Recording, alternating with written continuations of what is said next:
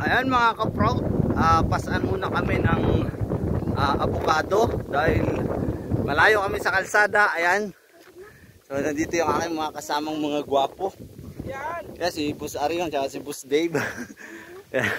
As bibili kami ng yero para pambubong sa pinapagawa kong hotel para matapos na, para pwede nang mapag-check-inan.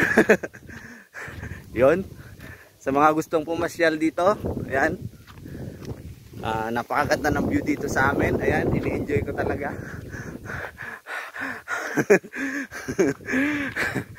Ni-enjoy namin yung view dito, yung napakagandang view. Ayan.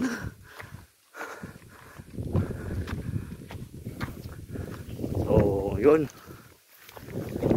at nandito na kami sa Bantayan Hills. Ayan.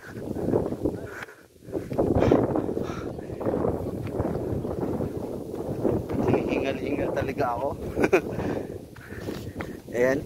Ilang kilo tong pasang ko? 15? Pasang mo ng 7 kilos, 18 kilos. Bigat-bigat din pala, 18 kilos to. Pero nung pandemic, nagpasan ako dito ng kalahating sakong kalahati ng isang sakong bigas. Kalahating sakong bigas, yun. Nung panahon ng pandemic, pinasaan ko, pinadalang kami ng kapatid ko, yun.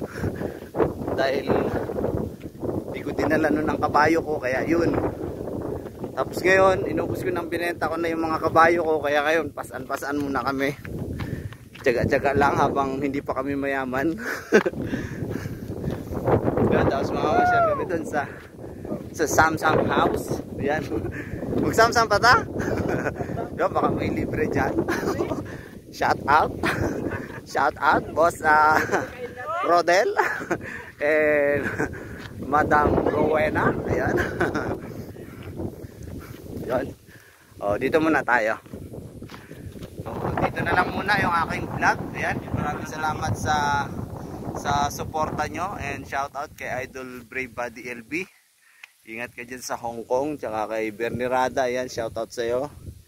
Kay Pix and Review. Ayan. Kay DGMX Vlog, kay Macau Vlogs na gustong magpa-shout out. Ayan, nakalimutan kita nung nakaraan. Ayan. Shout out sa iyo, and kay Idol Ronnie TV. Hingal ako. Ayan, enjoy ko muna yung view dito sa amin. Ayan, malakas ang hangin dito. So yun, dito na lang. God bless. Buhay hanggang sa muli.